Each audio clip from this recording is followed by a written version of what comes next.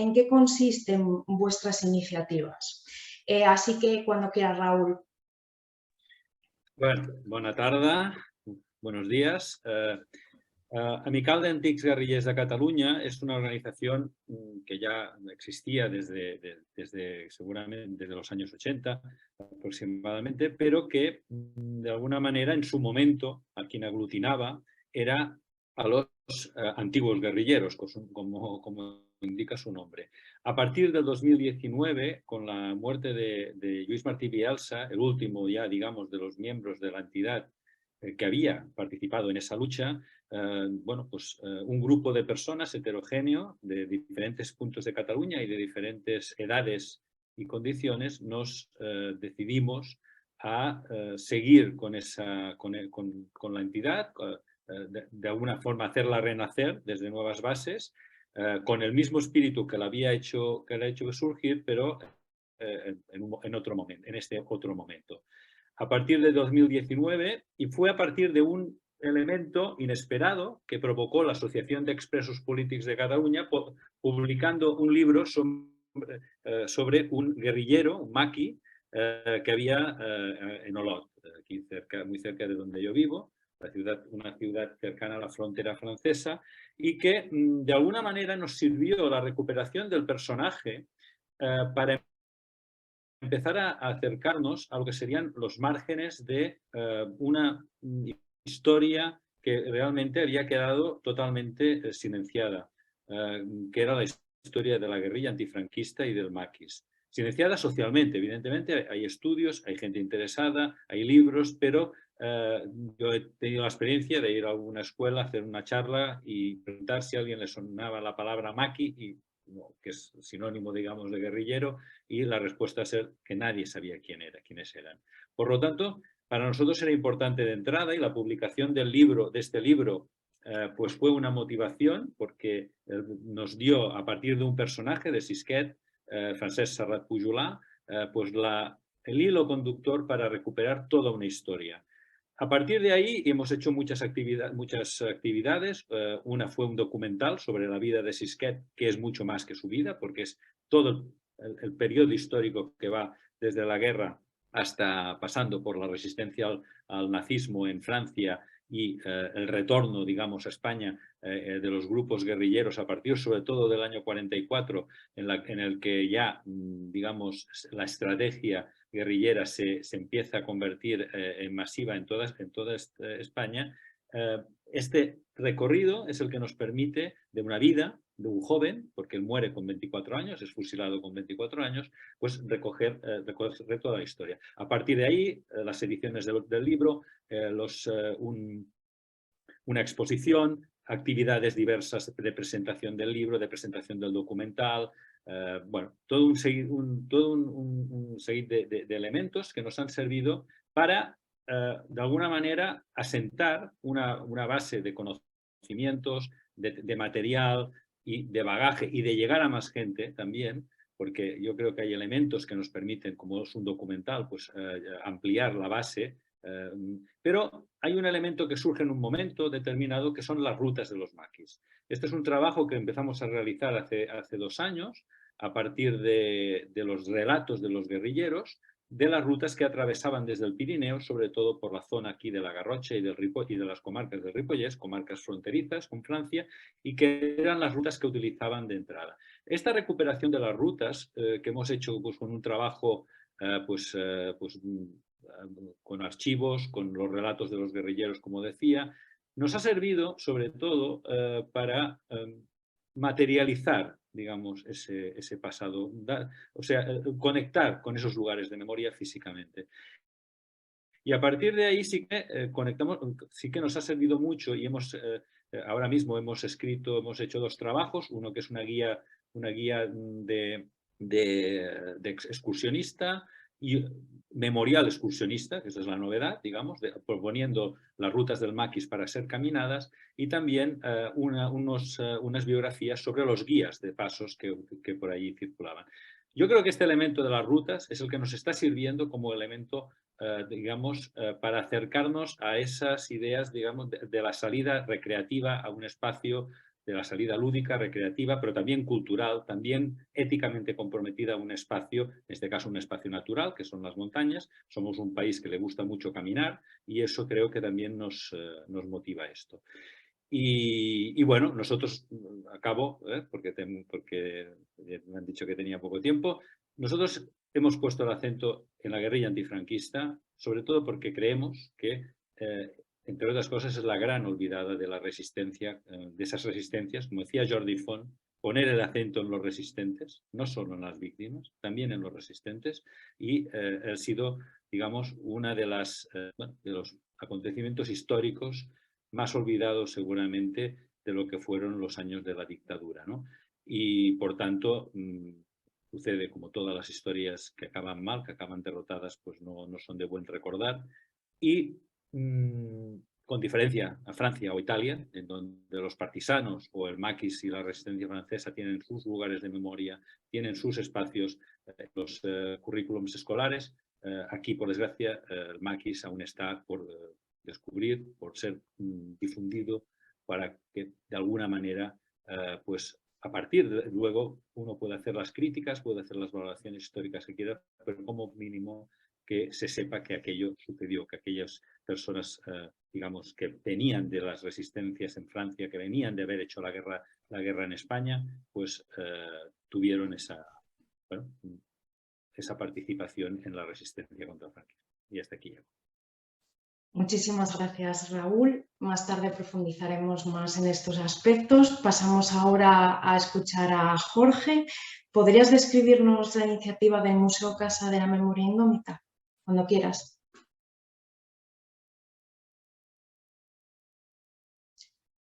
Jorge. Ahora sí se me escucha. Ahora sí, perfecto. Pues les decía, los estaba saludando, dando los buenos días, las buenas tardes y las buenas noches. Bueno. Un saludo especial también, obviamente, a todos mis nuevos amigos y amigas, en especial a Ernest y a Carla, que estuvieron por acá. Tuve el gusto de atenderlos y tenemos una comida pendiente para cuando regresen por acá a México otra vez. Los vamos a estar esperando. Pues bien, fue gestando el Museo Casa de la Memoria Indómita. Antes tiene una historia de más de 40 años. Nosotros somos el Comité Pro Defensa de Presos, Perseguidos, Desaparecidos y Exiliados Políticos de México.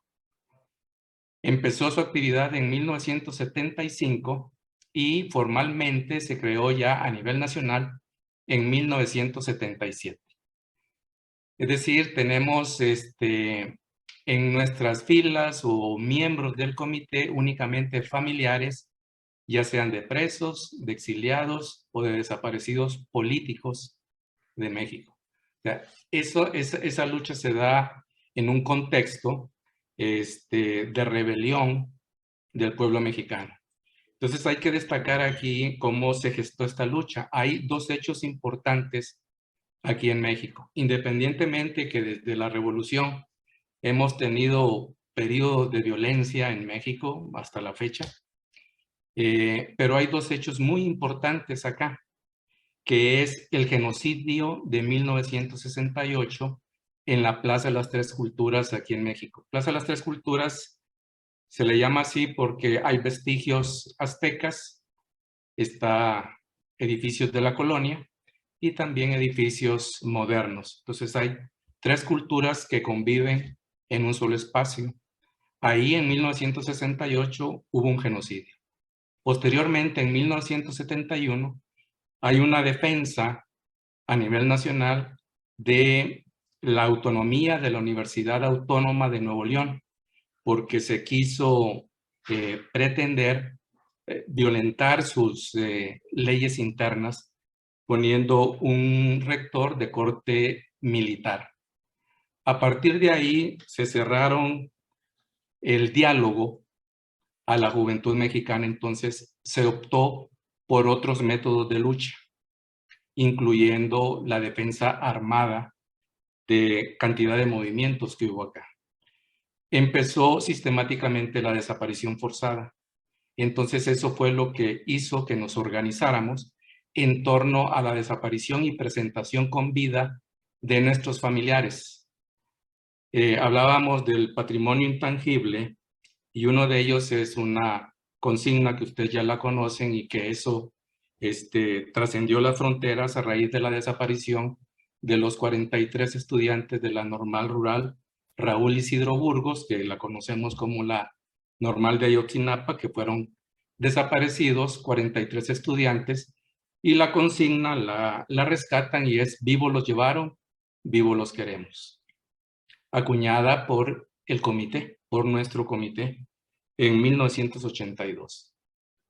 Es así como surge el comité y cómo presenta y va luchando contra la desaparición forzada.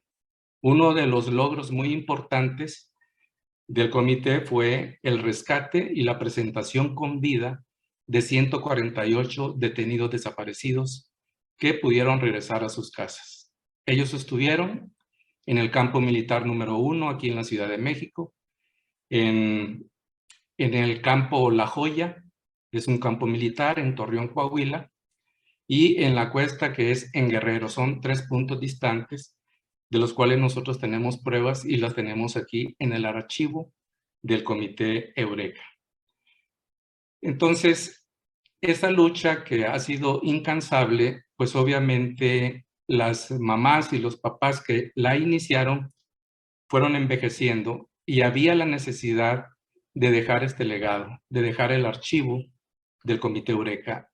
Hago la aclaración que este es un archivo propio, no es un archivo gubernamental. Es el archivo que fue generando el mismo comité porque había que llevar varias luchas, una lucha del activismo propio, pero también una lucha legal, y eso te hizo que fueras generando cierto tipo de documentos y también una respuesta gubernamental. Tuvieron que ir generando documentos, fuimos enriqueciendo expedientes, carteles, mantas, bueno, de lo que se puede imaginar, de lo que existe en un archivo. Originalmente no sabíamos nosotros que estábamos creando tal archivo. Sin embargo, pedimos ayuda nosotros a la academia para que nos ayudara a organizar ese archivo. Descubrieron que teníamos 3 grandes fuentes en el archivo del Comité Eureka como tal, el archivo del Frente Nacional contra la Represión, que también fue organizado por el Comité Eureka, que englutinaba en ese momento más de 50 sindicatos a nivel nacional en México, y también el archivo de la que le dio voz internacionalmente a nuestro comité, que es el archivo personal de doña Rosario Ibarra de Piedra. Bueno, a partir de ahí, nosotros y el envejecimiento de este comité, pues había que dejar un legado, había que dejar no es un sitio de memoria, es una casa, un sitio, pues están otros lugares que posteriormente en la segunda intervención o en la segunda pregunta los podré mencionar, pero esta es una casa que fue adecuada para museo y que en esta misma casa se alberga el archivo histórico del Comité Eureka. Entonces, la idea fundamental nuestra también es que los sitios de memoria, en el caso muy particular de México, en México tenemos otras circunstancias, es otra realidad. La memoria creo que tenemos que tomar ejemplo de sus actividades, pero también aquí hay otras circunstancias, es otro medio, es otro contexto en el que se dan estas luchas y precisamente el significado de la memoria adquiere otras dimensiones. Entonces, nosotros no somos de la idea que debe de haber una industria de la memoria, ya sea gubernamental, porque lo que hace ese tipo de intervenciones aquí en México es dar la historia oficial. Lo que nosotros pretendemos es que el mismo movimiento popular proponga estos sitios de memoria y que construye estos sitios de memoria, ¿verdad? Con la independencia. Bueno, es así lo que es el museo, lo que es nuestro aporte aquí a la realidad socioeconómica, política e ideológica de México. Y pues hasta ahí lo dejo, a grandes rasgos en lo que estamos involucrados actualmente. Muchas gracias. Muchas gracias, Jorge, por tu intervención. Pasamos a escuchar, volvemos a Cataluña para escuchar a Andreu y que nos explique en qué consiste su iniciativa desde Terra Enllà. Bienvenido. Gracias por la invitación. Buenas tardes, buenos días a todos los presentes. Mi nombre es Andreu Caral y junto con mi compañera Maite Hernández somos los responsables de una, no sé si decirlo empresa, pero bueno, empresa de servicios históricos y también agencia de viajes que se llama Terra Enllà Estudis y Experiencias. Yo soy historiador y he sido periodista durante más de 2 décadas y mi compañera, la Maite, es antropóloga social. Nosotros nos creamos en el año 2014 y tenemos 2 grandes líneas de actuación. Por un lado tenemos la línea de ofrecer itinerarios históricos por distintos espacios relevantes en Cataluña y en distintos países a nivel europeo. Básicamente nuestro campo base está, para decirlo, nuestro campo base está en la zona de la Batalla del Ebro porque vivimos allí. Los espacios de la Batalla del Ebro, desde nuestro punto de vista, es el sistema más complejo y rico de espacios históricos que tenemos en Cataluña seguro y probablemente en España también. Otra cosa es su estado de inversión. Eso sería hacer otra incursión, otro seminario para hablar de los espacios de la Batalla del Ebro. Además hacemos rutas en Tortosa, en Amposta, en Frente del Segre, en Barcelona ciudad, en los caminos de la Retirada, en l'Empordà, en la Rosselló, y después viajes a desembarco en Normandía. Ahora tenemos cerrado el viaje a Berlín. Ahora acabamos de cerrar un viaje escolar, el primero que haremos al campo de Mauthausen, subcampos de Gusen, Evans y Harheim. Y después también tenemos pendiente ir a Cracovia, Auschwitz.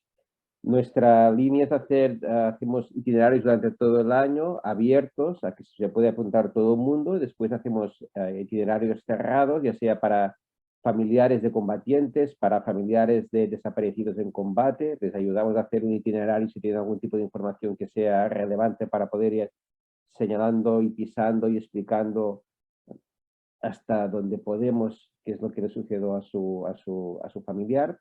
Y después también trabajamos bastante con escuelas en toda Cataluña, principalmente los espacios de la Batalla del Ebro.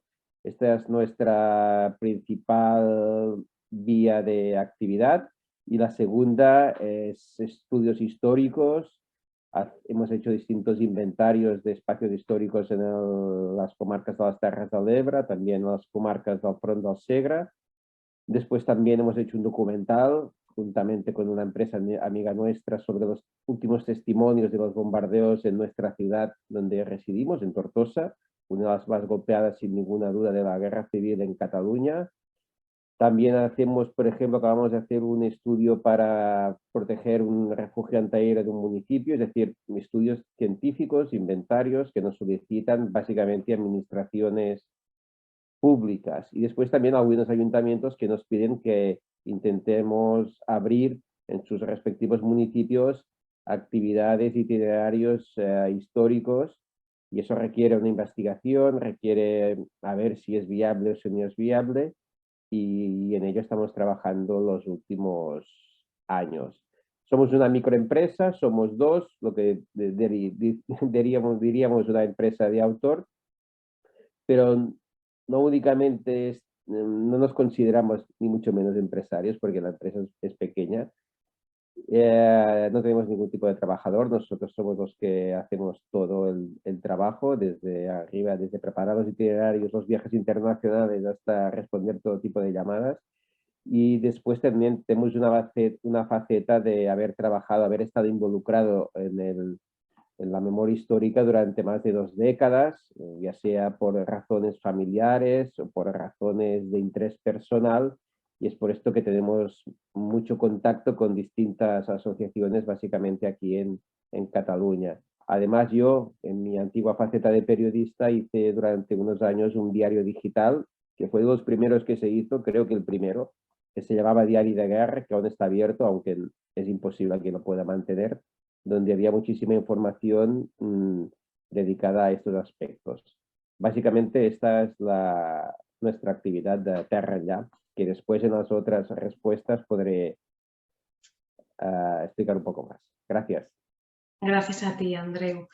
Y pasamos ahora a Mariana, que nos va a hablar sobre los recorridos de memoria en el barrio de San Telmo. Cuando quieras, Mariana. Hola, buenas tardes a todos y a todas. Bueno, acá desde el calor del mundo les hablo. Desde Buenos Aires, desde el barrio de San Telmo. Mi nombre es Mariana Sosa, yo soy docente e investigadora de la Universidad de Avellaneda, pero además habito en el barrio de San Telmo y he formado parte de una de las organizaciones de derechos humanos y de militancia por los derechos humanos y las memorias que aparece en estos barrios de Buenos Aires a partir del 2001. No sé si ustedes recuerdan al calor del argentinazo, de la lucha revolucionaria, podríamos decir, que se retoma en esas dos jornadas históricas del 19 y 20 de diciembre del 2001. Yo ahí me sumo, unos añitos después, me sumo a una organización que es la Asamblea Popular Plaza Dorrego, y ahí retomo mi militancia por los derechos humanos que ya había comenzado en la década del 90 en Buenos Aires. Como también soy docente y soy educadora, en la propuesta que yo vengo a contarles se conjugan los dos roles, las dos pertenencias, ¿no? Va a ser difícil transmitir esto porque se me atraviesa mi militancia con mi rol docente, que también creo que es una militancia. Y creo que los docentes deberíamos ser primero militantes para poder ser buenos educadores, ¿no? Y transmitir por lo menos la historia de una manera comprometida, jugada, y además para que aparezcan en nuestros relatos esas capas de la historia que se le escapan a las historias oficiales, ¿no? Esa historia inesperada que aparece en los territorios. Yo le he puesto a mi presentación nuevos entramados narrativos en territorios de conflicto, porque si hay un territorio en conflicto en términos de los relatos que se han construido, es el barrio de San Telmo, que es donde ancla la historia, pero la historia colonial, es decir, la historia de los siglos XVI, XVII, como mucho hasta el siglo XVIII.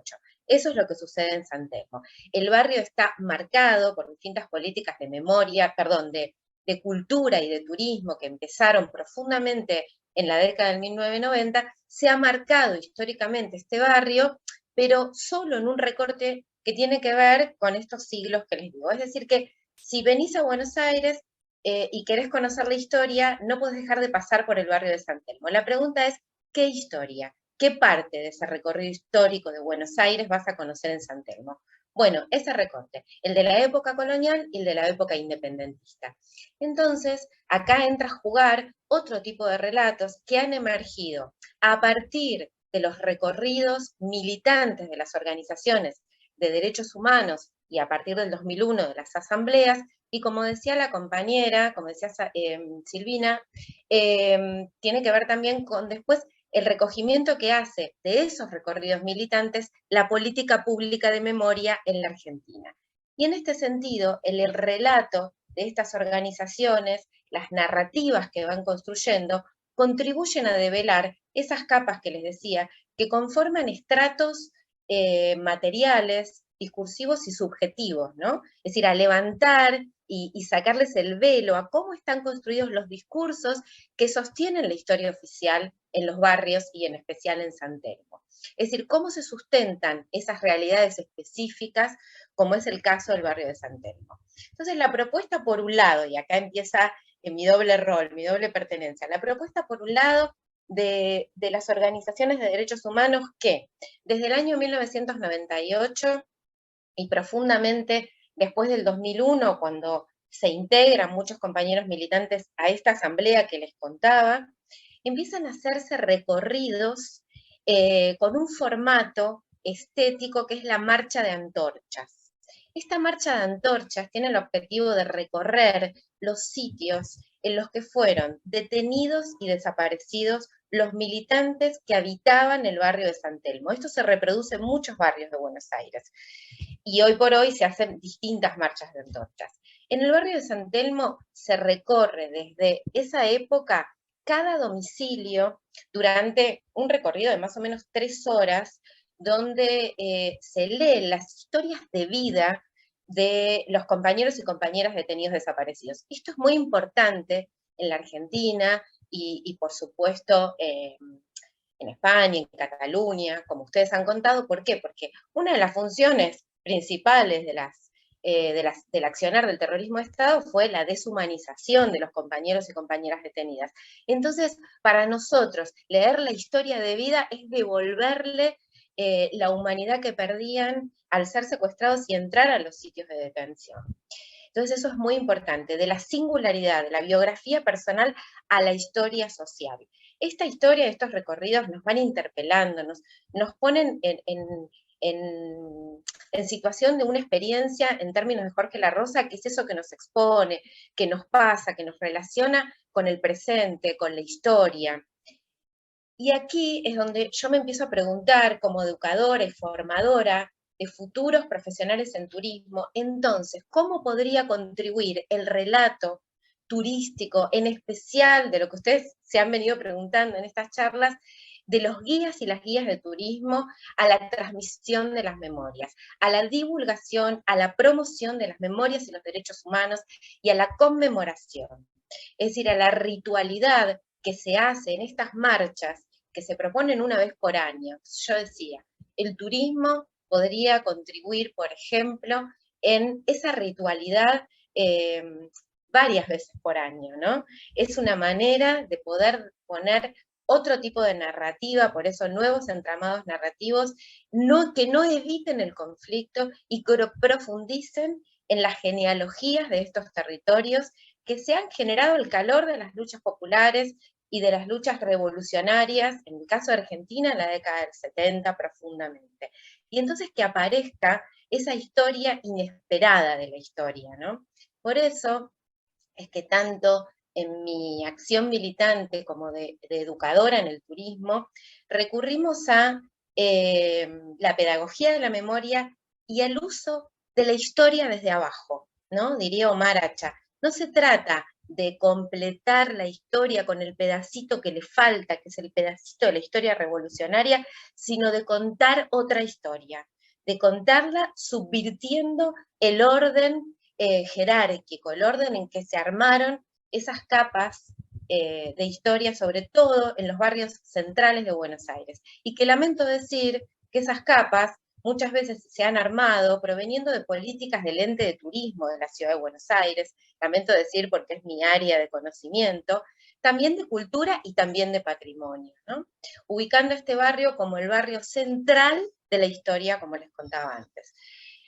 Y vuelvo a mi posición militante, donde nos comprometemos con salir a disputar el derecho al uso del espacio público en uno de estos barrios de la ciudad como San Telmo, donde el avance, además del desarrollo inmobiliario, de la especulación inmobiliaria, va haciendo naufragar a las memorias, sobre todo las memorias de las épocas revolucionarias. Entonces, desde las organizaciones nos comprometemos a esto, y por eso la consigna que se ha utilizado durante muchísimos años, 20 años les diría, es memoria es presente que lucha. Así como dice la teórica Elizabeth Schelin, porque la memoria siempre se conjuga en presente. Bueno, por eso para nosotros la memoria es un presente que lucha y que está en constante movimiento y nos provoca un constante desafío con las situaciones del presente. Imagínense esto, cómo impacta en mi condición de educadora. Por eso es que me es imposible trasladarlo a la educación y a la formación de los y las guías de turismo, para promover un relato reflexivo, comprometido y jugado, por supuesto. Muchísimas gracias, Mariana. por cerrar esta primera ronda de preguntas. Unas intervenciones fantásticas, por eso me gustaría animar a todas las personas que estáis presenciando esta mesa redonda a que os animéis a plantear cuestiones tanto a nuestros participantes de esta mesa como a las personas que han dado las conferencias. Creo que es una oportunidad única, así que animaros a plantear cuestiones para ellos al final de esta mesa redonda. Pasamos a la segunda ronda de preguntas. Una vez que ya conocemos el eje central de vuestras organizaciones, nos gustaría saber qué estrategias implementáis para intentar llegar a un público más amplio. Por ello, os preguntamos sobre cuál es vuestra relación con actividades vinculadas con pedagogía de la memoria, actividades culturales o turísticas, entendidas todas ellas como parte de una misma estrategia. En este caso, el orden de intervención va a ser Jorge, Andreu, Mariana y por último Raúl. Así que, Jorge, si eres tan amable de comenzar.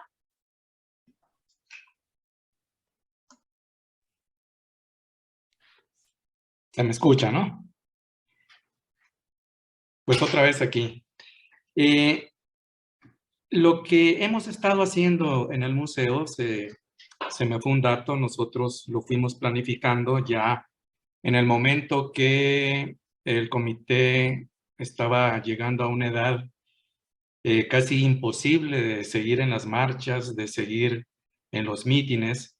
Se creó el museo en el 2012 y precisamente abrimos al público en la transición del gobierno de Felipe Calderón y de Enrique Peña Nieto. O sea, en un ambiente, pues, entre comillas, de guerra contra el narco, pero más que todo fue una guerra contra la disidencia política en este país y la disidencia que está rescatando sus bienes naturales, su territorio, ante la embestida de estos grandes enclaves transnacionales. Entonces, nosotros nos damos en otro contexto de luchas políticas y luchas ideológicas, lo entrecomillado, pues, la Guerra Fría. Entonces, a partir de ahí, nosotros empezamos a montar y hacer un guión para crear el museo. Entonces, contextualizamos nuestra lucha y en la parte que tiene que ver para atender a las visitas que nos hacen el favor de venir acá, es un familiar el que está enfrente. Siempre tenemos la historia íntima, podríamos decir, del Comité Eureka, porque en las diferentes disciplinas que nos visitan acá, criminalística, criminología, derecho internacional, derecho penal, etcétera, etcétera, tenemos que tener una respuesta para ellos y más que todo es haber vivido la creación del comité y haber vivido también la creación del museo. Entonces, como decía doña Rosario, pues ustedes han aprendido de nosotras y es el momento de que capitalicen esa lucha a través de este museo. Como decía ella también en sus últimos años así de vigor, que si nosotros ya no podemos ir a la montaña, que la montaña venga y nos visite. Entonces, hacemos esas analogías porque es necesario en diferentes áreas de estudio, de investigación que nos visitan o cualquier turista sin ningún interés en lo particular de ver sitios de memoria, pues les explicamos, les decimos y dentro de pues podríamos decir que tenemos un discurso bastante amplio, pues nos acomodamos a las pretensiones de cada una de las visitas que vienen acá. Una de las cosas que hacemos es respetar nuestras exposiciones permanentes, que es en la que contextualiza nuestra lucha por cambiar el sistema político y social de México, por un cambio ideológico. Es muy interesante, es muy preocupante también para nosotros, cuando utilizamos el término democracia. Estoy hablando aquí para México, ¿no? Nada más que habríamos que definir qué es democracia. Para nosotros en México no ha habido democracia. No sé en otros países, ¿verdad? Pero la democracia no solamente es un respeto institucional y un respeto a los movimientos populares, sino que también y sobre todo es que en un país democrático no debieran haber desaparecidos. Entonces, y también no tendríamos por qué estar luchando siempre contra estas técnicas del olvido. Entonces, una parte para que nosotros poder aportar nuestro conocimiento a los que nos visitan es precisamente develar estas técnicas del olvido. En México se utiliza demasiado eso, empezando con la palabra democracia, ¿no? Y otras partes que nos causan a nosotros, tenemos que derribar muros, es la política exterior mexicana. Entonces, las desapariciones aquí en México no se conocían, porque México siempre tuvo una política exterior envidiable en otras latitudes. O sea, México acogió cualquier cantidad de familias de la Guerra Civil Española. Fue el único país en América que no rompió relaciones con Cuba. Abrazamos a cualquier cantidad de exiliados chilenos, argentinos, uruguayos, paraguayos, etcétera, etcétera. Fue el primer país que reconoció como fuerza beligerante al sandinismo. Aquí se firmaron los tratados de Contadora para poner fin a la guerra civil en El Salvador. Aquí está la firma de no proliferación de armas nucleares en el continente. Somos miembros en aquel momento de los países no alineados. Imagínense qué país tan bonito, qué presidencia tan bonita que nunca tuvimos en la presidencia de la República en estos años ningún dictador militar. Pero aquí las cosas se hacen respetando el fuero castrense y respetando las doctrinas militares, incluso con el gobierno actual. Entonces nosotros tenemos que ir generando esa conciencia, esa disociación cognitiva de aquellos que nos visitan. Creo que cuando estuvo por acá Ernest y Carla, se han de haber llevado, pues, algo muy novedoso, por decirlo así, ¿no? De cuál es la realidad mexicana, cuál es la realidad de los movimientos populares mexicanos que luchan contra el olvido, que estamos muy a favor y en lucha de la memoria, que nos mueve a hacer eso. Hay una cosa muy importante cuando hablamos de memoria. Para nosotros, en el caso de México, hay leyes que hay que cambiar, incluso en el gobierno actual. Y esto lo tiene que luchar con nosotros, la academia tiene que abanderar eso para modificar la Ley General de Archivos, para modificar la Ley de Acceso a la Información, para modificar la Ley de Protección de Datos Personales, para modificar la Ley contra la Desaparición Forzada, porque todo eso es la justificación de estos gobiernos sátrapas para decir de que, pues, entre comillas, es necesario la represión a los movimientos populares mexicanos. Entonces, no solamente es reivindicar los hechos del pasado, sino que también estar pendientes en estas leyes que se están haciendo. No recuerdo quién de los ponentes hablaba sobre los comités.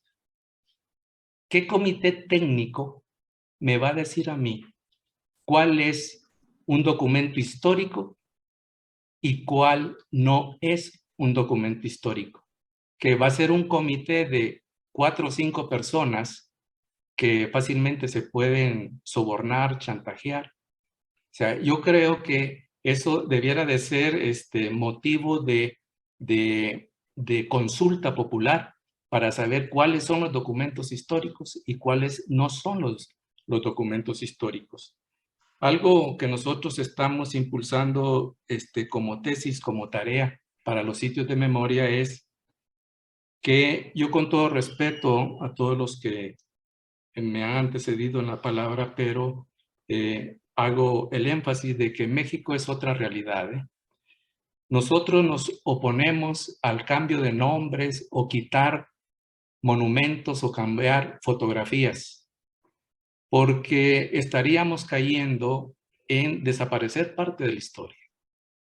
Si nosotros no estamos de acuerdo, como bien no estamos de acuerdo y condenamos a Díaz Ordaz, por ejemplo, es un genocida, pero no tenemos por qué sacarlo de la historia. Si nosotros tenemos que decir algo contra él, no es desaparecer esa parte de la historia, sino que más bien complementar esa parte de la historia con lo que nosotros consideramos la verdad del pueblo mexicano. Entonces no podemos nosotros dejar un legado sin una parte de la historia. Entonces creemos fundamental, creemos importante en las políticas de memoria que se están impulsando actualmente en México. Precisamente nos llegó un borrador para que lo estudiáramos y opináramos. Imagínense, nosotros estamos años atrás de lo que es la Argentina, de lo que es España, de lo que se refiere a las políticas de memoria. Entonces, obviamente nosotros vamos a respetar incluso al que nosotros consideramos enemigo. Hay que decir por qué es el enemigo. No es desapareciéndolo. Nosotros decimos algo muy importante, que no nos parecemos ni en el blanco del ojo a nuestros enemigos. Si desaparecieron a nuestros familiares y desaparecieron parte de la historia, nosotros no vamos a desaparecer ninguna parte de la historia y menos a sus familiares. Lo que vamos a poner es que el que nos visite tenga esas realidades y que valore nuestra posición, si está de acuerdo o no está de acuerdo. Pero no vamos a inducir en ningún momento a que se olviden partes de la historia. Entonces, Jorge, perdona, ¿podrías ir finalizando la intervención? Siento mucho cortarte, pero para que puedan los demás participar. Siento interrumpirte en este momento álgido de tu exposición, pero para que sepas. Ya iba a terminar. Pero entonces, perdona, discúlpame. Ya me iba a despedir más bien, no, pero está bien. No. Son Tranquilo. cosas que a mí me emocionan, me apasionan, lo llevo en la sangre, es parte de mi genética, porque desde chamaquitos estamos con esto. Les agradezco mucho la atención. Lo siento por interrumpirte en este momento álgido. Espero que a continuación tengas también oportunidad de desarrollar más lo que nos estabas contando tan interesante. A continuación, Andreu, sí, cuando quieras. Hola de nuevo. Como decía antes, cuando nosotros nos fundamos o nos creamos en el año 2014, evidentemente en Cataluña, que es un sitio, una comunidad autónoma quizás pionera en la recuperación de la historia vinculada con la guerra civil y el franquismo en España, y donde se había hecho ya mucho trabajo por parte de entidades memorialistas y por parte después de la Generalitat, donde habían ya museizado bastantes espacios, muchos. Hay una red muy extensa en Cataluña de espacios museizados, y donde hay consorcios, por ejemplo, en nuestra zona, en la Batalla de Ebro, donde se hacían visitas ya, estaban implementadas esas visitas guiadas. Nosotros, cuando nos creamos ahora hace 9 años, pues una parte del camino ya estaba hecho, y entonces nosotros intentamos buscar un punto de vista distinto al existente. Este punto de vista se basaba primeramente en que nosotros teníamos, al ser una empresa privada, entre comillas, independencia de criterio, y que no estábamos sujetos a un control externo, pero por otra parte eso nos exigía una formación continuada para poder ofrecer rigurosidad y verdad histórica en los itinerarios que ofrecíamos. Después también quisimos hacer un relato en el cual incluyéramos todo tipo de verdades, no solo la verdad oficial, sino otras verdades más controvertidas, otras verdades que están en los márgenes, otras historias o relatos que no están tan institucionalizados, pero que cuando recibes miles de visitas cada año, al cabo de los años te das cuenta que en Cataluña, que es donde básicamente trabajamos, pues la gente, los abuelos, los bisabuelos de la gente que nos visita, pues tuvo experiencias distintas, y por tanto teníamos que abordar esas experiencias distintas. Nos gusta además abordar estas verdades incómodas también. Y después también en el relato lo que hicimos fue también aprovechando en mi caso, mi profesión de periodista, abordar un enfoque dinámico, evidentemente cuando tienes que tratar con clientes, con personas que además no sabes nunca qué ideología tienen, porque en nuestro caso puede venir gente de cualquier ideología. Evidentemente, si vienen a un itinerario histórico vinculado con la batalla del Ebro, con la zona de la guerra civil, pues en términos generales ya sabemos de qué ideología vienen, pero hay mucha gente que está interesada por el turismo cultural que puede tener una ideología la contraria o no tener una ideología marcada.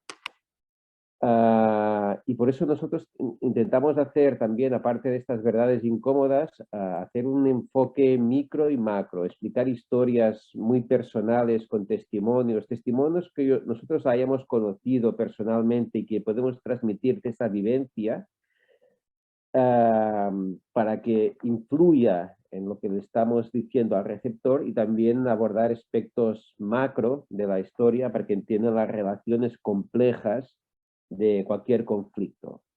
Y después también intentamos hacer en nuestros itinerarios un enfoque desde el pasado, explicar lo que sucedió en ese periodo histórico, en ese sitio concreto, pero también ir narrando las distintas memorias que se han ido implementando, ¿no?, desde que sucedió este suceso histórico hasta el día de hoy. Es decir, nuestro relato en ese sentido es muy contemporáneo, porque vamos hablando de las distintas memorias, que algunas de ellas se van superponiendo y que van enriqueciendo el mismo relato. En los últimos años nos hemos concentrado bastante en el tema escolar. Evidentemente, la Generalitat, a través de sus consorcios y otras asociaciones, hacen visitas escolares, que es clave, no la única clave para evitar la banalización de la historia, pero es una clave, y tenemos grupos de tercero de eso, primero, segundo de BAT, que vienen a hacer visitas, y siempre es una cosa que quizá pueda interesar. En términos generales, la razón por la que vienen no es tanto porque forme parte del currículum escolar, sino porque el profesor de historia en concreto conoce la actividad o quiere que sus alumnos hagan una visita presencial para explicarles más densamente qué sucedió en este periodo. Son muy importantes. Los alumnos en términos generales son receptivos. Evidentemente no los podemos obligar a chicos de 16 años que tengan la misma empatía que tenemos nosotros, que somos, en mi caso, generación de nietos o generación de hijos. Esto es imposible. Pero sí que pueden empatizar con otros aspectos, aunque no estén vinculados familiarmente con ellos. Y ahora, por ejemplo, el conflicto de Ucrania, cuando contamos cosas de episodios bélicos que sucedieron en Cataluña hace 80 años, los ven muy cercanos y se pueden meter en la piel tanto del combatiente como del civil que padecía esa guerra.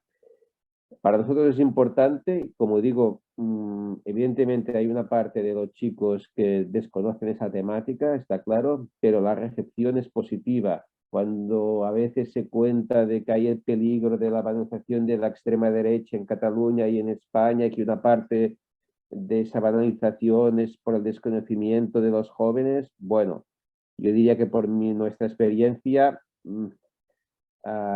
sería de todas las capas de la sociedad, no únicamente de los jóvenes, sino que también a veces nos vienen clientes que tienen 60 y 65 años y 70, que tendrían que tener un bagaje más amplio de lo que es la historia, y sus conocimientos son muy, muy difusos.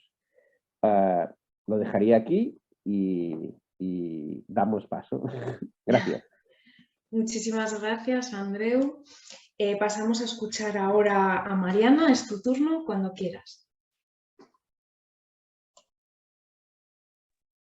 Bueno, yo quiero traer algo que aprendí de una compañera militante muralista que me dijo una vez: ¿para qué muraleamos? ¿Para qué hacemos murales? Y me dijo: porque son vehículo para la memoria. Y entonces yo dije, bueno, también los relatos son vehículo de memoria, ¿no? Entonces, quiero decir con esto todo lo que la pedagogía de la memoria, sin saber que se llamaba así, sin saber, porque ese fue un nombre que nos pusieron los teóricos a lo que hacíamos los movimientos y organizaciones de derechos humanos, que lo agradecemos porque define un montón lo que hacemos, lo mismo que esto de los trabajos de la memoria, ¿no? Cuando aparecieron los sitios y se empiezan a visitar y a construir relatos y narrativas para recorrer esos sitios de memoria, que fueron sitios de detención del terrorismo de Estado, aparece profundamente la pedagogía de la memoria. Y es ahí donde entonces las organizaciones de derechos humanos empezamos a encontrarle el nombre a lo que íbamos haciendo. Entonces fue un aporte ahí en un ida y vuelta, ¿no? Y siempre colectivo. Y creo que de ese aporte, primero del accionar de los organismos y las organizaciones en el territorio, en ese pensar situado que después se le fue aportando desde la pedagogía de la memoria, todo eso le aportó a la enseñanza del turismo, a construir nuevas pedagogías de nuevos turismos. Creo que debería conjugarse en plural también el turismo.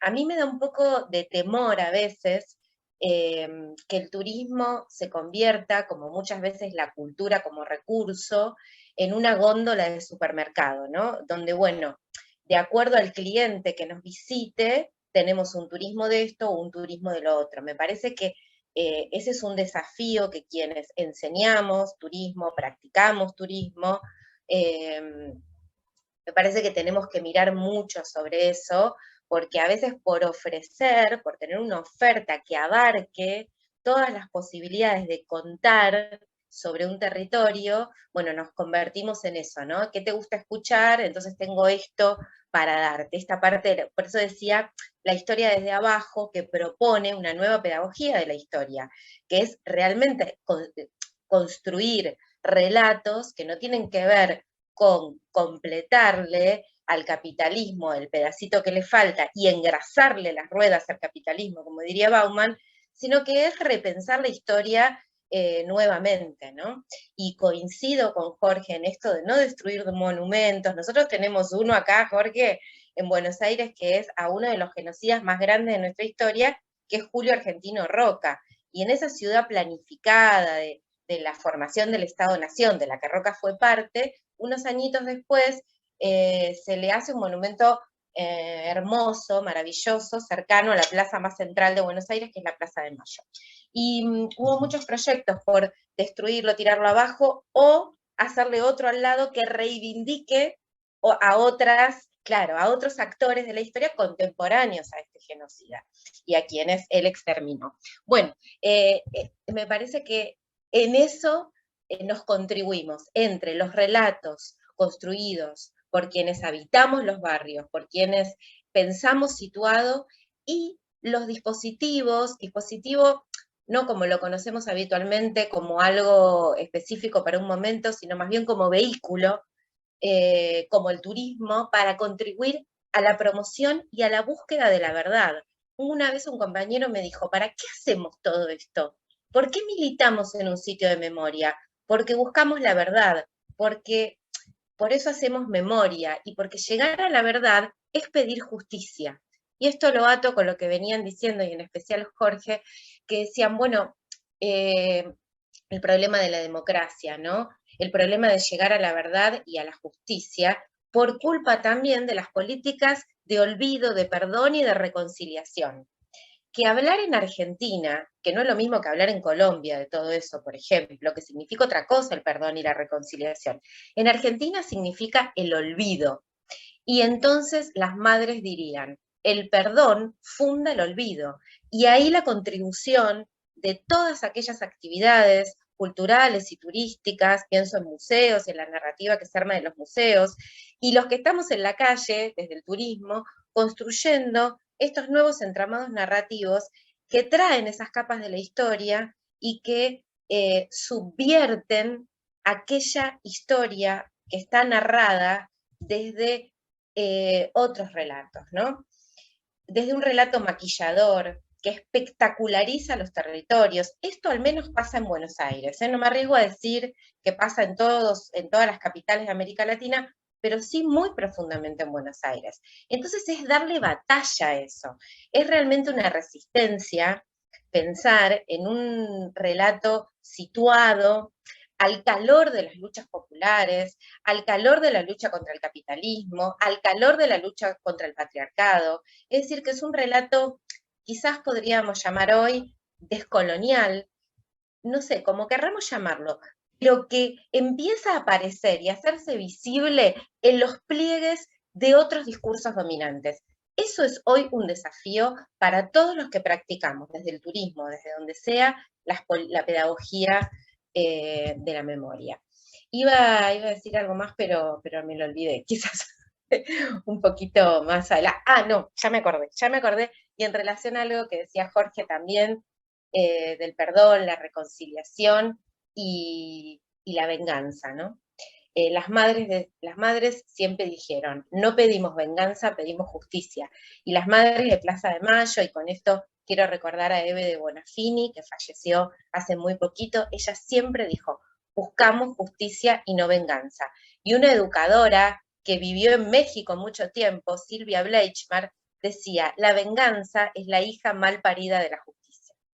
Entonces, me parece que todas estas políticas y desde todos los ámbitos que podamos contribuir suman a eso, ¿no? Esa es la relación entre la pedagogía de la memoria y las prácticas de construcción de relato, por construir la historia que nos merecemos. Una historia que no busque venganza, que no busque perdón, pero que sí busque la recomposición de la ciudadanía, la recomposición de quiénes somos, ¿no? Dejar de sentirnos culpables por cosas de las que no somos culpables. Diría Jorge Alemán, el capitalismo tiene la gran virtud de hundirte en la miseria y hacerte sentir responsable de eso. Entonces, me parece que estas nuevas narrativas contribuyen fundamentalmente a eso, a develar, a descubrir, a mostrar las costillas y los huesos de cómo se construyen las condiciones que nos dejan a América Latina en la situación en la que estamos. Muchísimas gracias, Mariana. Bueno, pues Raúl, si eres tan amable de cerrar esta ronda, cuando quieras. Bueno, pues yo siguiendo el hilo de lo que decía Mariana, a veces nosotros en este caso, que como os digo es una experiencia relativamente muy reciente, que estamos trabajando desde el 2019, a veces las palabras, o sea, los términos te aparecen cuando ya estás llevando a cabo aquello, ¿no? Cuando se te... pedagogía de la memoria, ya estás haciéndolo y de golpe te aparece que alguien te viene, te lo explica y por lo tanto tú estás intentando otra cosa. O sea, nosotros simplemente lo que queríamos hacer con Amicals Antics Guerrillers y con la historia de los maquis era básicamente, bueno, pues que fuera conocida, que la gente supiera que eso había sucedido y que no solo había sucedido en el país, pero había sucedido en las montañas que están cerca de donde vive, que habían, bueno, y que de alguna manera ese era nuestro objetivo. Ahí es donde echas mano de la pedagogía también de las conmemoraciones, también de las jornadas, de las charlas, pero quieres ir más allá. Y entonces cuando te aparece inesperadamente el turismo, ¿no? El turismo que en este caso, sobre todo aquí en Cataluña, es un turismo que nosotros hemos podido, pues de alguna manera, detectar, es de proximidad, ¿no? Porque quien se interesa por el tema de la guerrilla antifranquista suele ser pues, bueno, gente de aquí que ya conoce o que le suena y que por lo tanto le interesa saber más cosas, ¿no? Pero de alguna manera yo creo que sí que es interesante planteárnoslo como entidad de memoria, como grupo que evidentemente tenemos también pues, unos objetivos ético-políticos, etcétera, respecto a esa historia, a ese momento. Pero, bueno, que al final acabas haciendo eso, acabas atendiendo, ¿no? Porque te llaman, oye, queremos hacer una ruta por los espacios donde, que vosotros habéis localizado, por donde pasaban los guerrilleros, y que nos expliques un poco, pues, bueno, pues qué hechos sucedieron aquí y por qué y tal. Claro, acabas haciendo eso. Entonces, yo creo que es el momento de preguntarse y de poner sobre todo del cómo hacerlo, de cuáles son los límites, de quién deben ser los protagonistas, en este caso, de este espacio turístico, de este espacio de recreación, porque al final quien te viene un fin de semana a conocer un espacio, a un lugar de memoria, a un sitio de memoria, que es un camino, que es una ruta, que es un paisaje, pues viene cuando en su momento de recreación, en su momento de fiesta, en su momento de vacaciones. Por lo tanto, va a ser un turista, ¿no? Con esto quiero decir bueno, que es también una forma, y para nosotros sí que ha sido, ya os digo, la motivación principal es llegar y difundir estos conocimientos, digamos, esa historia también a capas de la población que no te van a venir a una charla más académica, que no van a ir a una exposición, que quizá incluso no van a ir a la visionada de un documental, pues porque les va a parecer que no les interesa. En cambio, sí van a venir a una ruta, quizá van a venir en familia, eso te permite conectar con gente más joven. Y nosotros eso lo hemos comprobado. Nosotros organizamos una marcha desde aquí, desde Olot hasta pasando la frontera, como recordando la retirada del ejército republicano y de centenares de miles de civiles que marcharon con él. Y bueno, había gente joven que seguramente por primera vez veían y tenían contacto con esa realidad, veían incluso quizá una bandera republicana, se preguntaban qué era. Bueno, yo creo que ese es un poco también el sentido de organizar este tipo de actividades que son turísticas, que tampoco no hemos de despreciar el nombre, son turísticas y que lo que nos hemos de preguntar es quién debe, de alguna manera también, quién debe liderarlas, ¿no? Y ahí es donde entramos en el terreno, creo, en donde el eje este que nos planteabais de pedagogía, actividad cultural, es importante, porque evidentemente, pues, bueno, pues si hay o aparecen pues propuestas como pueden ser las de Lonely Planet, ¿no? Con sus Kenotours, donde, ¿no?, te sitúan diferentes lugares del mundo en donde tú puedes bueno, tener una experiencia con lugares de extrema violencia. Bueno, pues sería otra cosa.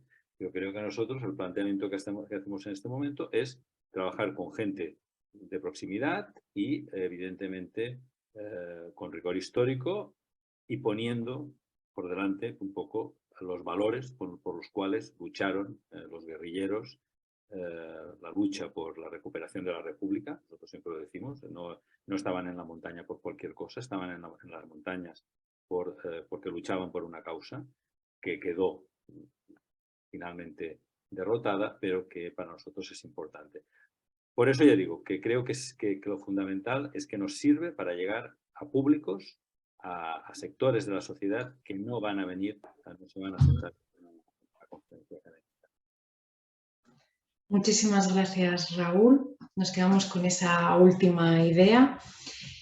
Vamos a pasar a la tercera ronda y en este caso os voy a pedir el favor de que intentéis realizar un esfuerzo de concreción y que nos limitemos a 2-3 minutos por intervención para poder responder a alguna de las preguntas que las personas asistentes han plasmado a través del chat.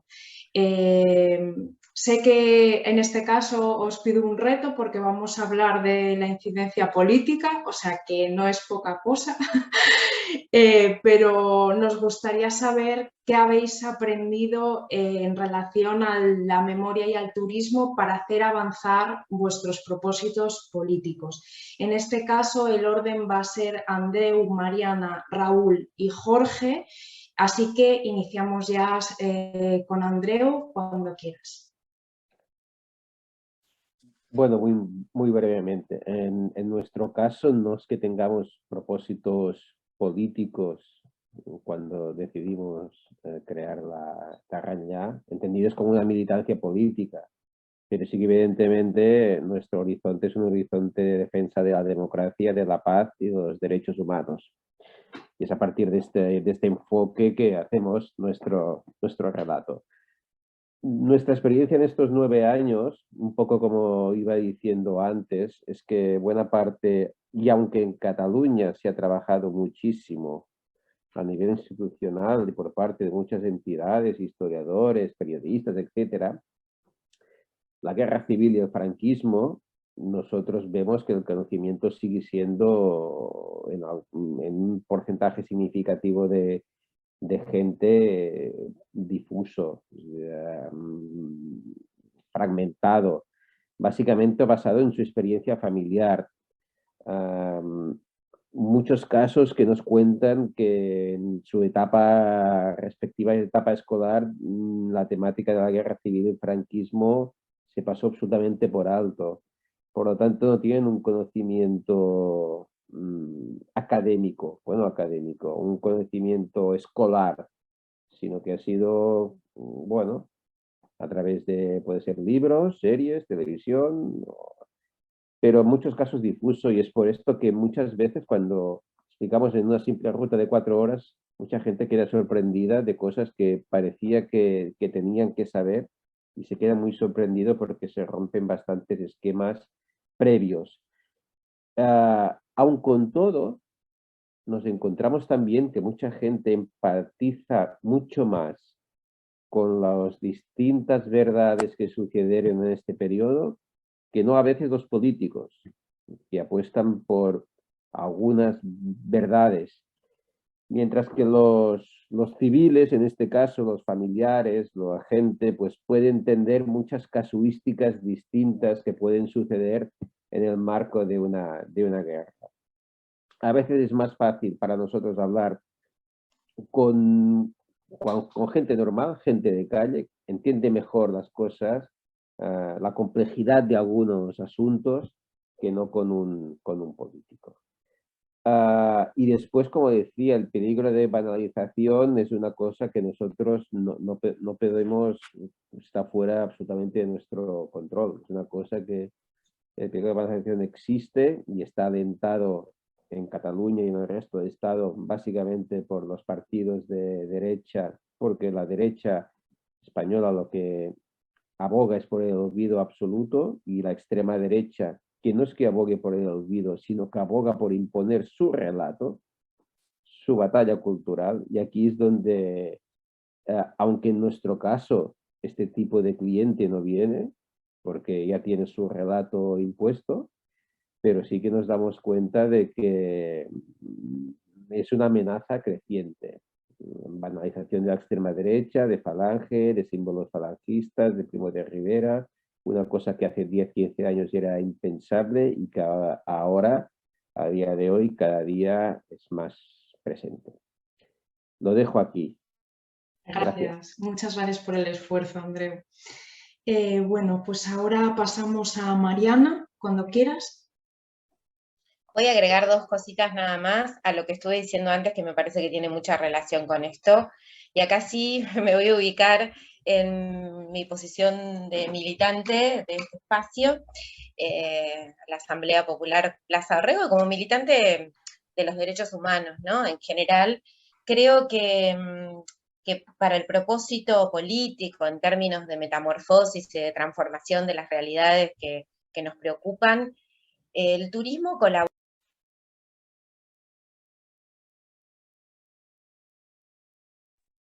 Perdón, se silenció.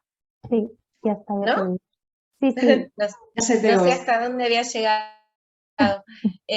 Decía que el turismo me parece que colabora en la difusión, en el alcance a otros públicos, como decía, me parece Raúl, que eso es muy importante porque realmente algunos sectores de la sociedad no se acercarían.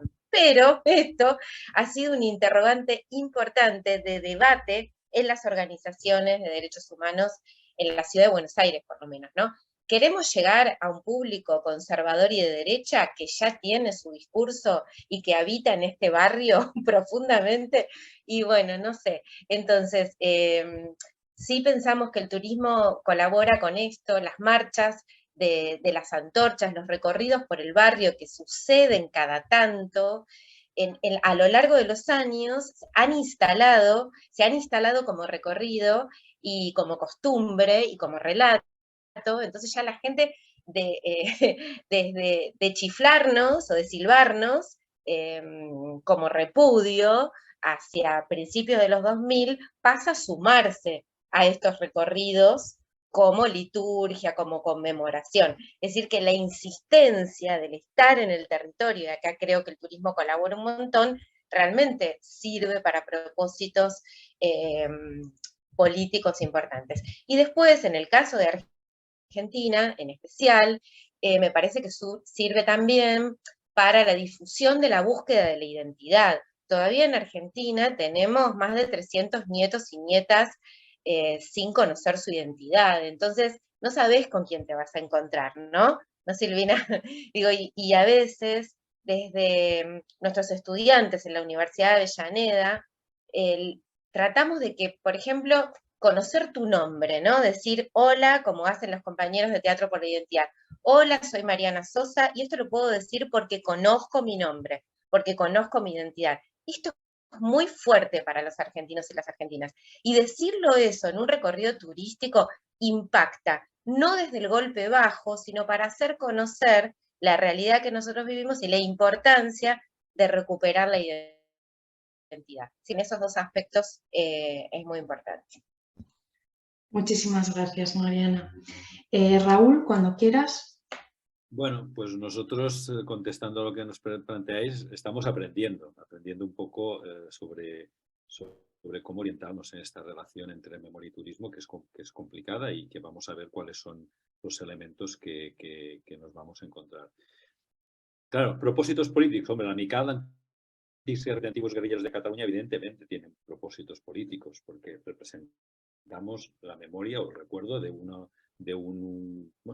grupos que optaron por la lucha armada en un momento en que en Europa eso era normal, porque hablamos de los años finales de la Segunda Guerra Mundial, en donde hay un movimiento partisano en Italia, en Francia, en los partisanos en Yugoslavia, en la Unión Soviética. Por lo tanto, estamos hablando de un movimiento que forma parte de una lucha antifascista global en Europa. Por lo tanto, nosotros conectamos con ese propósito político antifascista, de defensa de la democracia, de defensa de las libertades populares y, por tanto, con esa conexión con el pasado republicano.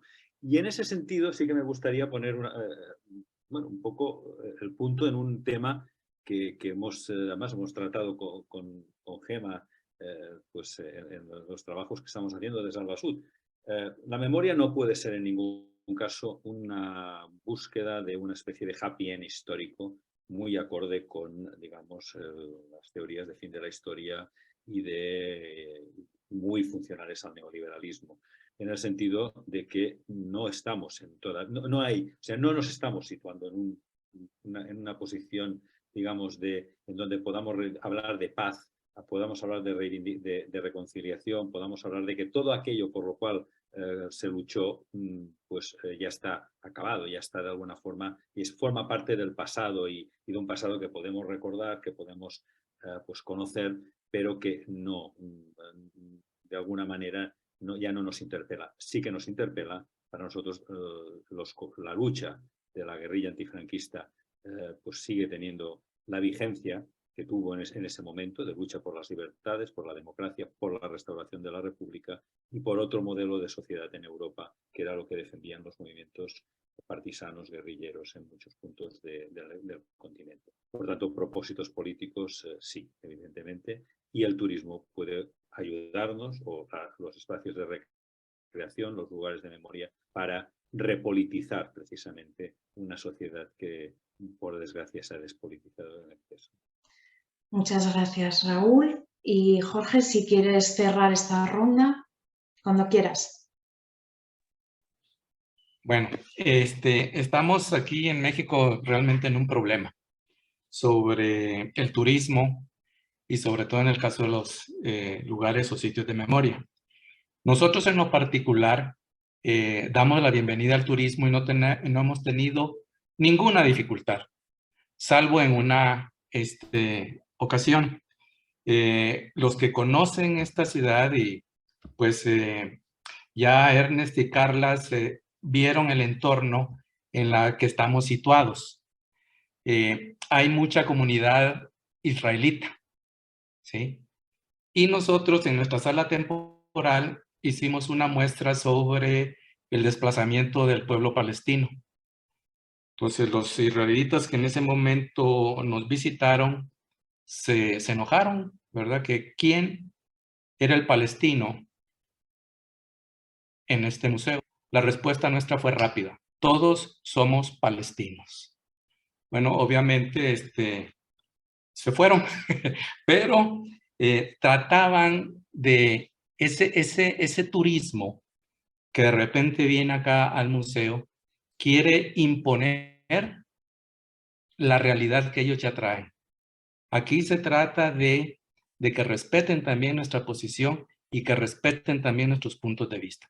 No hemos tenido ningún problema, pero sí me gustaría, y lo voy a dejar sobre la mesa, que nos ayudaran un poco porque se están abriendo sitios de memoria por parte del gobierno y lo están viendo de una manera muy frívola y muy banal. Uno de ellos es el campo militar número 1, que ahí se hacen visitas dominicales, se hacen picnics, se hacen fiestas, cuando ese ha sido un campo de detención clandestino. Se firmó un decreto para esclarecer la verdad el año pasado, ya tenemos un año, y se hizo la apertura oficial en el campo militar número 1. Yo ya voy a terminar con esto, nada más le voy a hacer la lectura del nombre del decreto. Dice así: Comisión para el Acceso a la Verdad, el Esclarecimiento Histórico y el Impulso a la Justicia de las violaciones graves a los derechos humanos cometidas desde 1965 a 1990. Ese es el nombre del decreto. Sin embargo, los militares, porque ahorita los militares están siendo tratados de diferente manera. El presidente siente una fascinación por los militares. Entonces, en el campo militar número 1, ese decreto lo tergiversaron y fue un evento que hizo Presidencia de la República, la Secretaría de Gobernación, que en algunos países se llama la Secretaría Interna, y también lo hizo la Secretaría de la Defensa Nacional. 3 entidades involucradas y pusieron como título en ese campo militar número 1, Comisión para el Acceso a la Verdad, el Esclarecimiento Histórico y el Impulso a la Justicia de los hechos ocurridos en 1965 y 1990. Entonces, excluyen las palabras de violaciones graves a los derechos humanos. Entonces, estamos ante una política gubernamental que banaliza, que lo toma de esa manera los sitios de memoria. Yo ahí la dejo y hasta aquí. Muchas gracias. Muchísimas gracias, Jorge.